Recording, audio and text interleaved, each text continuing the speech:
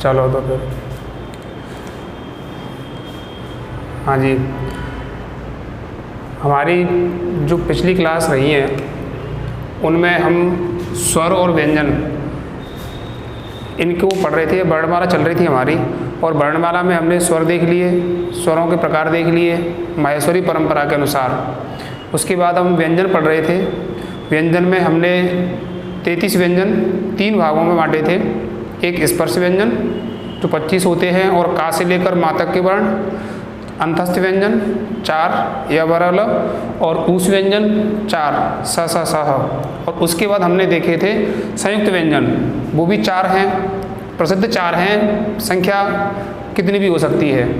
उसके बाद हम जाएं अन्य वर्णों पर, तो अन्य वर्णों में सबसे पहले हम देखते हैं अयोवाह वर्ण।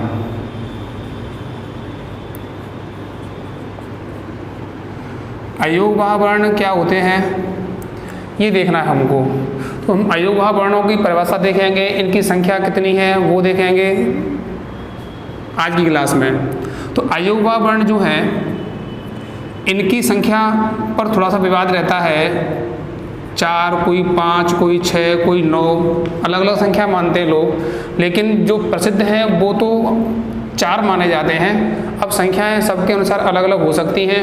कोई 5 की संख्या बताता है, कोई 6 बताता है, कोई संख्या 9 तक पहुंचा देता है, सबके मानना अलग अलग है।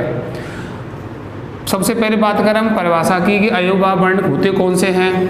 तो अयोवाह वर्ण हो सकते हैं यद अयुक्तः वहन्ति तद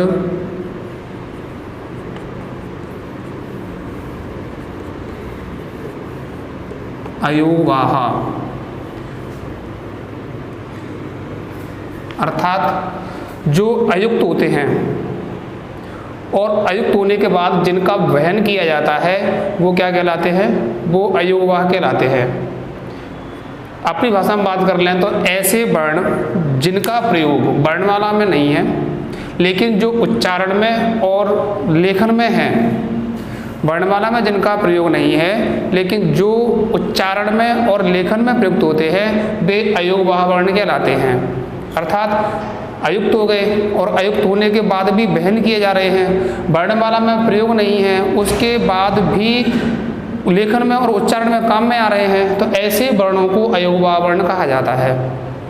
संख्या की बात हम कर रहे थे, तो संख्याएं इसकी मैंने आपको बता दिया कि अलग अलग मानते हैं लोग, 4 मानते हैं, 5 मानते हैं, 6, 9, जिस अलग अलग हमें लिखी मिल जाती हैं, लेकिन प्रसिद्ध संख्या कितनी बताई है, 4 बताई है। ये पेपर में प्रश्न रहता है और अयोवाह वर्णों की संख्या पूछी जाती है कि अयोवाह वर्ण कितने हैं, तो फिर हम उसको 4 वाला ऑप्शन भर करके आते हैं। अब अयोवाह वर्ण में पहला अयोवाह कौन सा है, हम पहला अयोवाह मानते हैं अनुस्वार। अनुस्वार जो है इसका ये चिन्ह होता है और इसको इस वर्ण से लिया गया है जो वर्तमान में प्रयुक्त नहीं है वर्णमाला में, लेकिन अनुस्वार जो है वो लेखन में भी प्रयुक्त होता है और उच्चारण में भी, जिसकी ध्वनि माँ के रूप में निकल करके आती है। तो पहला अयोवाह। दूसरा अयोवाह है विसर्ग। चिन्ह इसका ये रहता है और इसको इस वर्ण से लिया गया है। दोनों वर्णों को हटा दिया गया और उनके चिन्हों को रख लिया गया है। तो ये पहला अयोवाह अनुस्वार, दूसरा अयोवाह विसर्ग, और दोनों के दोनों अयोवाह ऐसे हैं जो पराश्रित माने जाते हैं, अर्थात स्वतंत्र रूप से जिनका प्रयोग नहीं हो सकता। ये किसी अन्य वर्ण के साथ या ऐसा वर्ण जो स्वरयुक्त होता है उसके साथ इनका प्रयोग होता है। ये व्यंजन वर्ण के साथ नहीं आ सकते, पराश्रित माने जाते हैं। तो दोनों के दोनों कैसे हो गए, पराश्रित ध्वनि हो गई और दोनों के दोनों अयोवाह हैं जिनका प्रयोग वैदिक भी था और लौकिक भी है। तीसरा जो अयोवाह है वो होता है अर्धविसर्ग। अर्धविसर्ग जो है वैदिक में प्रयुक्त होने वाला अयोवाह था और अर्धविसर्ग होता है 2 प्रकार का। इस अर्धविसर्ग को हम 2 प्रकार का मानते हैं। पहला इसका प्रकार होता है उपधमानीय। पहला अर्धविसर्ग कौन सा माना गया है? उपधमानीय माना गया है। और उपधमानीय का मतलब होता है प और फ। यदि प और फ इन दोनों के आगे अर्धविसर्ग का चिन्ह लग करके आता हो, ये चिन्ह लग रहा है, इस चिन्ह को हम अर्धविसर्ग का चिन्ह कहते हैं। यदि प और फ के आगे चिन्ह लग करके आता है तो इस वर्ण को हम उपधमानीय वर्ण के नाम से जानते हैं। और दूसरा जो प्रकार है अर्धविसर्ग का वो है जेवामूलीय। अर्धविसर्ग का चिन्ह जब क और ख इसके आगे आकर के लगता हो, जब क और ख के आगे अर्धविसर्ग का चिन्ह लग करके आता है तो फिर वो वर्ण जेवामूली वर्ण कहे जाते हैं। और इनका उच्चारण स्थान भी जेवा का मूल या जेवामूल होता है। उपधमानीय वर्णों का उच्चारण स्थान भी ओष्ठ होता है, और यदि बिना अर्धविसर्ग के चिन्ह के प और फ लिखे जाए तो उनका स्थान भी ओष्ठ ही होता है। लेकिन क और ख जब बिना अर्धविसर्ग के आ रहे हो तो उनका उच्चारण स्थान कंठ होता है, और जब ये अर्धविसर्ग के चिन्ह सहित आ रहे हो तो फिर उनका उच्चारण स्थान, क्योंकि जीवामूली वर्ण हो जाते हैं, तो फिर वो कैसे कहलाते हैं? वो फिर जीवामूल उनका उच्चारण स्थान हो जाता है।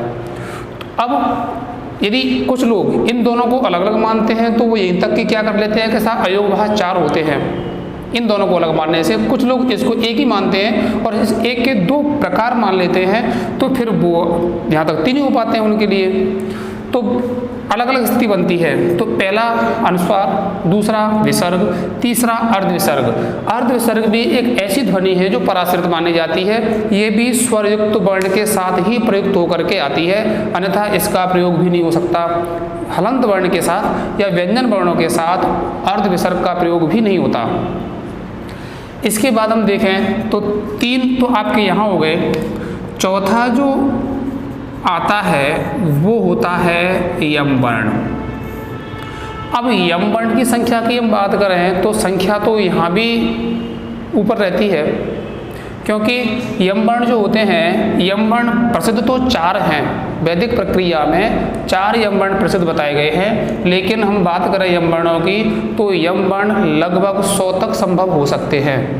आपको ध्यान रखना है कि यम वर्ण की संभावना या यम वर्ण माने तो 100 हम बना सकते हैं, जैसी परिभाषा रहती है यम वर्ण की, जैसे यम वर्ण होते हैं, लेकिन वैदिक प्रक्रिया में प्रसिद्ध 4 यम वर्ण ही माने गए हैं।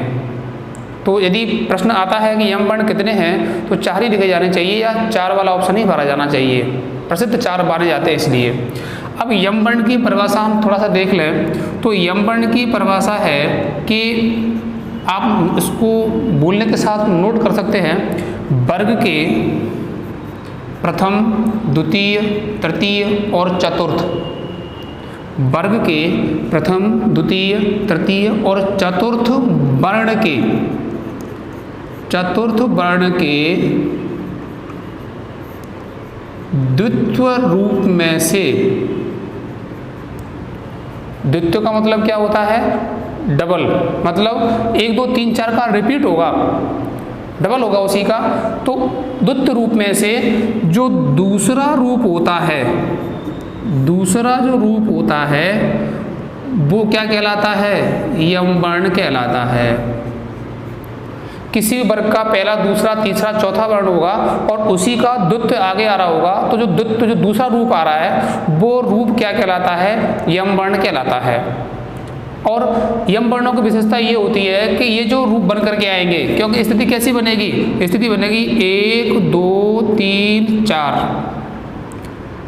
प्लस, या मान लें 1 2 3 और 4 और उसके आगे वर्ग का 5, अर्थात जब वर्ग के पहले, दूसरे, तीसरे, चौथे वर्ण के द्वित्व रूप में से जो दूसरा रूप होता है वो यम वर्ण कहलाता है, यदि उसके आगे किसी भी वर्ग का पंचम वर्ण हो तो। ये इसकी शर्त हो गई। और 3 चीज, इन तीनों के बीच में कोई स्वर नहीं होगा। इस चीज़ का विशेष ध्यान रखा जाना चाहिए कि इन तीनों को जब वर्ण लिखे जाएंगे तो इन तीनों के बीच में कोई स्वर नहीं आना चाहिए, तीनों के बीच में व्यंजन ही रहते हैं। तो यम वर्ण के हिसाब से, क्योंकि यम वर्ण जो हैं वो संख्या प्रसिद्ध है वैदिक प्रक्रिया में, वो 4 है। वो 4 कौन कौन से वो हमको भी देखने हैं।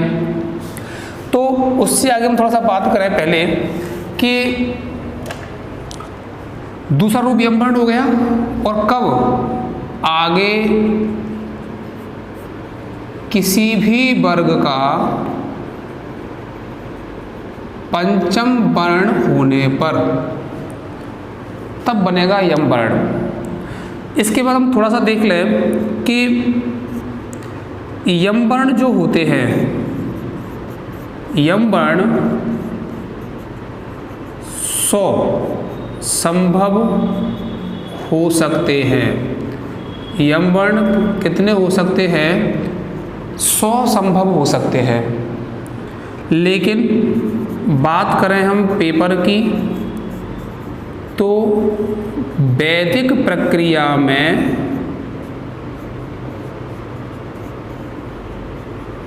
प्रसिद्ध 4 ही यम वर्ण माने गए हैं। 100 तो संभव हो सकते हैं, यम वर्ण 100 संभव हो सकते हैं, लेकिन वैदिक प्रक्रिया में 4 प्रसिद्ध माने गए हैं। और तीसरी बात इसमें ध्यान रखी जाए, यम जो वर्ण है इनका उच्चारण स्थान यदि पूछा जाता है तो इनका उच्चारण स्थान नासिका बनता है। यम वर्णों का उच्चारण स्थान क्या बनता है? नासिका बनता है। तो यम वर्ण की बात ये हुई। अब इन यम वर्णों में 4 कौन कौन से प्रसिद्ध यम वर्ण माने गए हैं वो हम देखते हैं। आप यहाँ तक इसको देख करके, सुन करके और नोट कर सकते हैं, और नोट करके उसके बाद हम थोड़ा सा आगे बढ़ जाएं। तो यम वर्ण की संख्या 4, और यम वर्ण हैं कौन कौन से ये हमको देखना है। तो यम वर्णों में आप वैदिक प्रक्रिया में 4 शब्दों को फिक्स किया हुआ है। उन 4 शब्दों में से 4 यम वर्ण लिए गए हैं। पहला शब्द कर रखा है या दिया हुआ है पलिक्कनी। पलिक्कनी में से देखें तो पहला क वर्ग का प्रथम वर्ण, उसके बाद उसी का द्वित्व रिपीट हो रहा है, पहले का ही रिपीट हो रहा है पहला। इस क्रम में आएंगे पहला पहला, दूसरा दूसरा, तीसरा तीसरा, चौथा और चौथा, और उसके बिल्कुल आगे दे रखा है वर्ग का पंचम वर्ण। तो पहला पहला और पांचवा। तो जो दूसरा रूप है परिभाषा के अनुसार, जो दूसरा रूप है वो क्या कहलाएगा? वो यम वर्ण कहलाएगा। तो इसका मतलब है कि आपको पहला यम वर्ण मिलता है क। वैदिक प्रक्रिया में पलिक्कनी में से क क्या माना जाएगा? दूसरा जो क माना गया है वो यम वर्ण माना गया है। दूसरा जो यम वर्ण है शब्द है चकनतु। पहला ख और दूसरा ख, पहले का द्वित्व हो गया या माने कि दूसरे का द्वित्व हो गया। तो जो दूसरा रूप है उसके आगे पंचम वर्ण भी है। तो इस दूसरे रूप को क्या मानेंगे हम? इस दूसरे रूप को यम वर्ण मानेंगे। तो दूसरा यम कौन सा हो गया? ख हो गया। तीसरे की हम बात करें तो शब्द दे रखा है अग्नि। पहला ग और उसी ग का द्वित्व और उसके आगे वर्ग का पंचम। तो इस द्वित्व रूप को, इस दूसरे ग को हम क्या मानेंगे? यम वर्ण मानेंगे। तो तीसरा यम ग हो गया। और चौथा जो यम वर्ण है ग्रंथि। ए पहला घ, उसका द्वित्व, उसके आगे पंचम। तो जो दूसरा घ है वो यम वर्ण है। तो इस प्रकार से वैदिक प्रक्रिया में हमारे पास 4 यम वर्ण हो जाते हैं, क, ख, ग और घ। ये है 4 क्या हमारे पास वैदिक प्रक्रिया के प्रसिद्ध यम वर्ण। अब संख्या 100 तक पहुंचती जरूर है, लेकिन बात तो प्रसिद्ध की आती है। तो प्रसिद्ध तो 4 ही यम वर्ण माने जाते हैं, ये आपको ध्यान रखना है। दूसरी बात हम बात करें कि यम वर्णों को लेकर के उच्चारण स्थान की बात आती है कि भाई यम वर्ण का उच्चारण स्थान कैसे पूछेगा।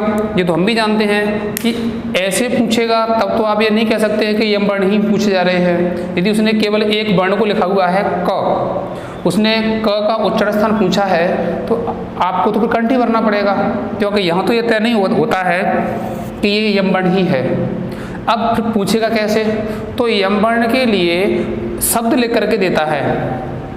आपको प्रश्न में शब्द लिखा मिलेगा, उस शब्द में से आपको देखना है कि दूसरे वाले वर्ण को, जो द्वित्व रूप हो रहा है, उसके दूसरे को रेखांकित करके देता है और उस रेखांकित वर्ण का आपको उच्चारण स्थान पूछता है। तो ये हम जानते हैं कि जब द्वित्व हो रहा है तो जो दूसरा रूप है जिसके आगे वर्ग का पंचम दे रखा है तो द्वित्व रूप तो यम वर्ण होता है और यम वर्ण का उच्चारण स्थान क्या होता है? नासिका होता है। तो फिर आपको शब्द वर्ण लिख करके ना दे करके या वर्ण ना दे करके इन 4 शब्दों में से किसी एक शब्द को लिख करके देता है जिसमें से आपको इस वर्ण को, जो दूसरा रूप है, उसको रेखांकित करता है और रेखांकित वर्ण का उच्चारण स्थान पूछता है। तो यम वर्ण होने के कारण इनका उच्चारण स्थान हो जाता है नासिका।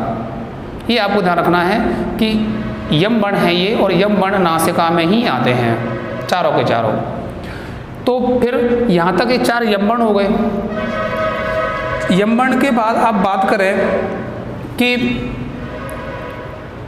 संख्या की यम, तो कुछ लोगों का मानना है कि अनुस्वार, विसर्ग, उपधमानीय, जीवामूलीय 4 और 4 ये अलग अलग 8। यहाँ तक वो मान लेते हैं कि कितने अयुग्म हो गए?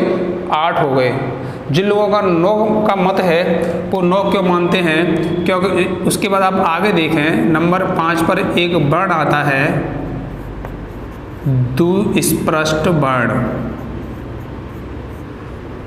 दुस्पष्ट वर्ण वैदिक प्रक्रिया का वर्ण है और इसका लिखने का तरीका है ये जो वर्ण लिखा हुआ है ये दुस्पष्ट वर्ण है। अब इसमें क्या है कि बहुत से लोग मानते हैं कि जो राजस्थानी ला होता है इसकी ध्वनि ला के रूप में निकालते हैं, क्योंकि उनको लगता है कि ला लिखा हुआ है, बोलते भी इसको ला ही हैं, लेकिन ये ला नहीं है, वैदिक प्रक्रिया का वर्ण है। तो अब इसको निकालने का तरीका क्या है? इसको निकालने का तरीका ये रहता है कि वैदिक प्रक्रिया में जो ड है, ट वर्ग का तीसरा, इस ड से पहले स्वर हो और ड के बाद भी स्वर हो, ड से पहले स्वर, ड के बाद में स्वर, तो ये जो ड होता है इस ड का दुस्पष्ट आदेश हो जाता है। अर्थात ड के स्थान पर होकर के आ रहा है तो ध्वनि ल की नहीं निकलनी चाहिए। जब दुस्पष्ट वर्ण लिखा जाएगा तो इसकी ध्वनि ड के रूप में होकर के आनी चाहिए। अब इसको हम परिभाषा के हिसाब से देखें तो इसकी परिभाषा ये बनती है, आप परिभाषा मेरे बोलने के अनुसार नोट कर सकते हैं कि वैदिक प्रक्रिया में ड से पहले स्वर, वैदिक प्रक्रिया में ड से पहले स्वर और ड के बाद भी स्वर हो तो जो ड होता है उसके स्थान पर दुस्पष्ट आदेश हो जाता है। परिभाषा अब कैसे, तो इसको हम उदाहरण में देख लें। तो उदाहरण में बनता है कि आपको शब्द दे रखा है मृडीयते।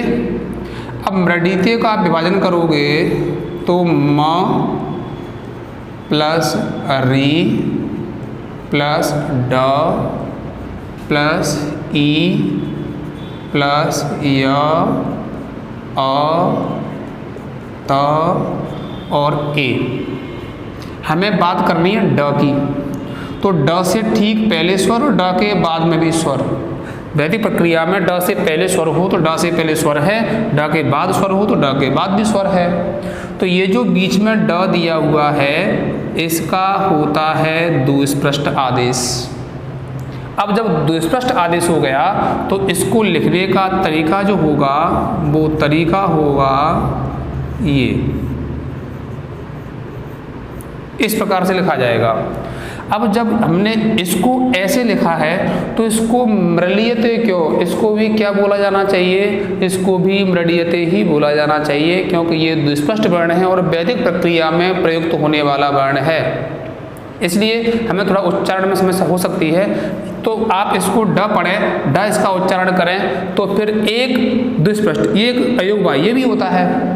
अब इसको लेकर बहुत से लोग उसको 9 मान लेते हैं, लेकिन संख्या अयुग्म की कितनी है? 4। आपको 4 पढ़ने हैं। तो ये जो वर्ण हैं, जो व्यंजन वर्ण थे, जो स्वर वर्ण थे, उनके अलावा जो अन्य वर्ण माने गए हैं जिनका प्रयोग अधिकांशतः वैदिक प्रक्रिया में ही हुआ था, वो हमने आप इनको यहाँ देख लिया। तो ये तो हम मान लें कि वैदिक प्रक्रिया के वर्ण है, लेकिन इससे पहले जो वर्ण थे वो माहेश्वरी परंपरा के ही वर्ण थे। लेकिन इनको हमने यहाँ इनकी परिभाषा वगैरह सारे देख ली। आगे इनको हम किस में देखेंगे, जो पाणिनि शिक्षा पर आधारित वर्णमाला थी वहाँ इनको देखेंगे हम। तो यहाँ तक आपकी हमने देखा कि हम दो वर्णमालाओं की बात कर रहे हैं। एक वर्णमाला है वो माहेश्वरी परंपरा पर आधारित वर्णमाला है, और जो दूसरी वर्णमाला है वो पाणिनि शिक्षा पर आधारित वर्णमाला है। दोनों में वर्णों की संख्या देख रहे हैं हम, अलग अलग संख्या चलती है। ये जो वर्णमाला हमारी चल रही थी इसमें तो 9 + 33 अर्थात 42 वर्णों का काम चलता है। अगली जो वर्णमाला है उसमें वर्णों की संख्या बढ़ जाती है। तो ये तो आपकी हुई पाणिनि वो माहेश्वरी परंपरा पर आधारित वर्णमाला। इसके बाद हम बात करेंगे जो पाणिनि शिक्षा है उस पर आधारित वर्णमाला में वर्ण कितने हैं और कौन कौन से हैं, ये देखेंगे हम। तो आप उसमें लिख सकते हैं नंबर 2 पाणिनीय शिक्षा पर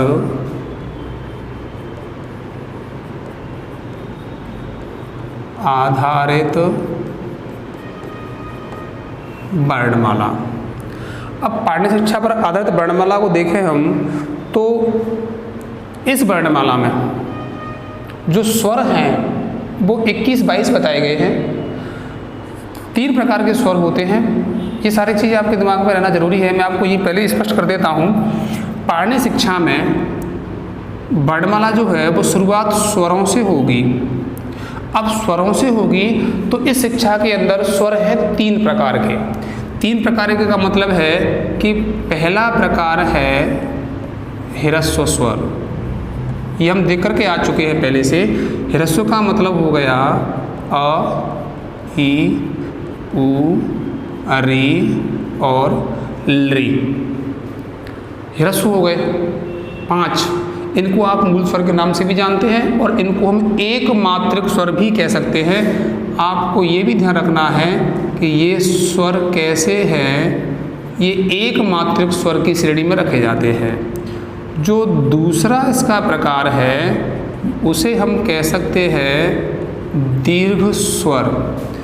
दीर्घ स्वर का मतलब हो गया कि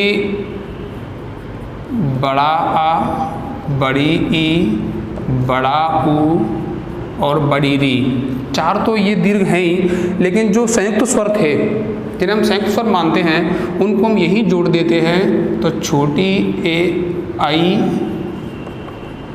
ओ और औ, इनको भी हम दीर्घ में ही मान लेते हैं और इनको हम कह सकते हैं द्विमात्रिक।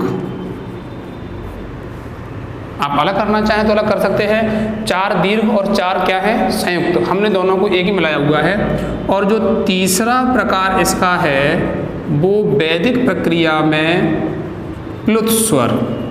अब प्लुत स्वर वैदिक प्रक्रिया में प्रयुक्त किया जाने वाला स्वर है। तो इनकी हम देखें तो इनको हम कहते हैं ऐसा अंक जिनके साथ में 3 का अंक या ऐसा वर्ण या ऐसी ध्वनि जिसके साथ 3 का अंक जुड़ करके आता हो तो वो प्लुत में आता है। तो इसको आप कह सकते हो अ, ई, उ, री, ली, ए,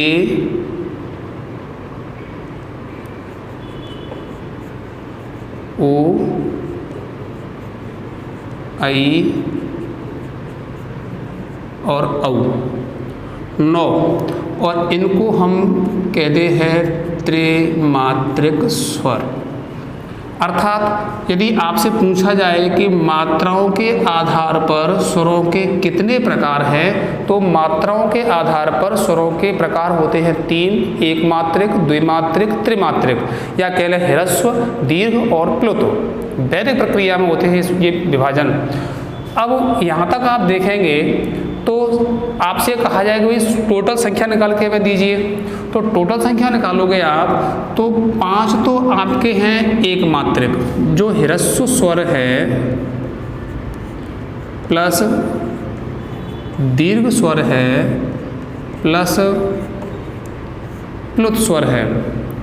अब प्लुत स्वर की बात करें आप तो ह्रस्व तो है 5, दीर्घ है 8 जो आपको दिख रहे हैं, और प्लुत जो होते हैं, प्लुत में क्या है कि कुछ विद्वान लृ के भेदों को बढ़ा देते हैं। कुछ विद्वान मानते हैं कि लृ प्लुत है और कुछ मानते हैं कि लृ प्लुत नहीं है। तो फिर लृ के प्रकार दो हो जाते हैं, एक प्लुत होती है, एक प्लुत नहीं होती। यदि प्लुत नहीं है तो यहाँ कितने हो जाएंगे स्वर प्लुत? 8 हो जाएंगे। आप यहाँ से लृ को हटा लोगे तो फिर ये 8 रह जाएंगे, और लृ प्लुत है तो फिर इसके कितने टोटल विभाजन हो जाएंगे? 9। लृ प्लुत नहीं है, जिनके अनुसार लृ प्लुत नहीं होती थी तो 8 प्लुत स्वर हो गए, और जो लृ को प्लुत स्वर मानते हैं तो 9 प्लुत हो गए। दोनों की संख्याओं को रखा हुआ है तो फिर प्लुत स्वर की संख्या 8 लृ के होने ना होने से 8 या 9 हो जाती है। अब आप टोटल करके देखोगे तो ये संख्या निकलेगी 21 या 22। तो पाणिनि शिक्षा में या वैदिक वाङ्मय में कुल स्वर की संख्या जो है वो 21 या 22 रखी गई है। ये आपको ध्यान रखना है कि वैदिक वाङ्मय में पूछ रहा है तो वैदिक वाङ्मय में स्वर कितने हैं? 21 या 22। कैसे हैं? ये आपके सामने है। इसके बाद आप पाणिनि शिक्षा की बात कर रहे हैं तो पाणिनि शिक्षा में कहीं पर भी व्यंजन शब्द का प्रयोग नहीं किया गया, वहाँ लिखा हुआ है अन्य वर्ण। स्वर तो है लेकिन स्वर के बाद में अन्य वर्ण आते हैं। अब अन्य वर्ण की संख्या है तो उसमें हम बात करें किसकी? नंबर 1 स्पर्श व्यंजन, संख्या 25। 5 वर्गों में आते हैं, हम दिख कर आ चुके हैं। स्पर्श व्यंजन 25 हो गए। नंबर 2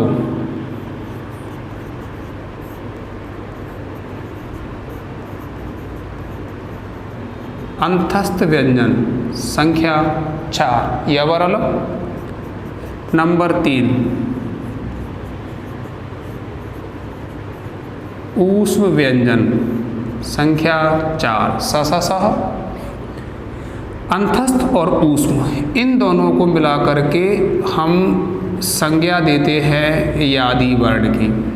आपसे प्रश्न किया जाए कि यादि वर्ण कितने होते हैं तो यादि वर्ण होते हैं 8। यादि वर्ण होते कौन कौन से हैं तो यवरल और सह जो अंतस्थ और ऊष्म व्यंजन हैं इनको मिलाकर के यादि वर्ण कहा गया है।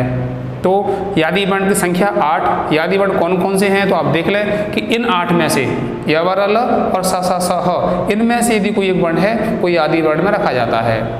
ठीक है, तो 33 हो गए। इसके बाद में नंबर 4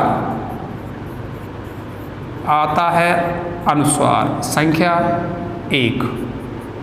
नंबर 5 आता है विसर्ग, संख्या 1। नंबर 6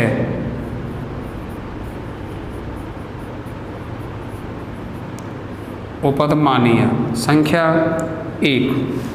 नंबर 7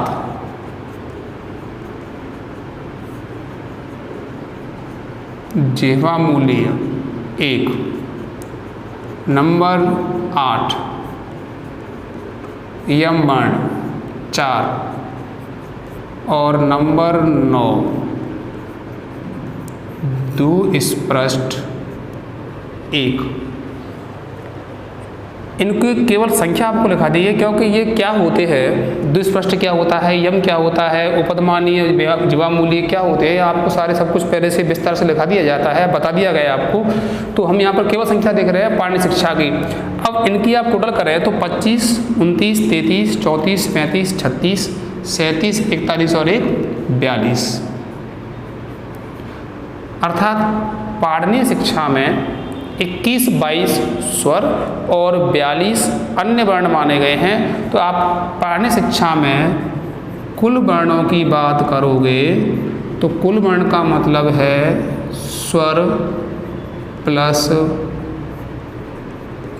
अन्य वर्ण। स्वर है हमारे यहाँ पर 21 या 22 प्लस अन्य वर्ण है 42, तो कुल मिलाकर के हो जाते हैं 63 या 64 वर्ण। तो पाठ्य शिक्षा जो है इसमें कुल वर्णों की संख्या कितनी रखी गई है? 63 या 64 रखी गई है। ये आपको दिमाग में फिक्स रहना चाहिए कि इसमें कुल वर्ण हैं कितने। ये प्रश्न हमारे रीट में आ चुका है कि पाठ्य शिक्षा में कुल वर्ण कितने हैं, तो 63/64। तो यहाँ तक आपने बात की वर्णमाला की, दोनों वर्णमालाओं की। लेकिन वैदिक प्रक्रिया में कुछ विभाजन और भी किए गए हैं, कुछ अन्य भी विभाजन हैं इस वैदिक प्रक्रिया में, वो आपको देखने हैं। तो ये आप तो इतना फिलहाल करें कि हालांकि यद्यपि हमारी कुछ क्लास में बीच में गैप हुआ है, पर यहाँ से आगे हमारी क्लास रेगुलर रहेंगी। ये जो वर्णमाला का विभाजन है, इस वर्णमाला के विभाजन को आप दिमाग में रखिए कि दो वर्णमालाओं का विभाजन अलग अलग है। अब इन दोनों वर्णमालाओं में आपको अलग अलग ही ध्यान रखना है कि एक वर्णमाला 9 + 33 की है और एक वर्णमाला 21, 22 + 42 की है। अर्थात माहेश्वरी वर्णमाला जो है वो 42 वर्णों की और पाणिनि शिक्षा की वर्णमाला वो 63 या 64 वर्णों की मानी जाती है। इसके बाद में हम जो बात करेंगे, अपनी जो क्लास में बात चलेगी, वो है कि जो स्वर वर्ण है, इन स्वर वर्णों का विभाजन और भी है। वैदिक प्रक्रिया के हिसाब से स्वर वर्णों के अन्य विभाजन भी किए गए हैं। तो फिर वो विभाजन हम देखेंगे अगली क्लास के अंदर। धन्यवाद।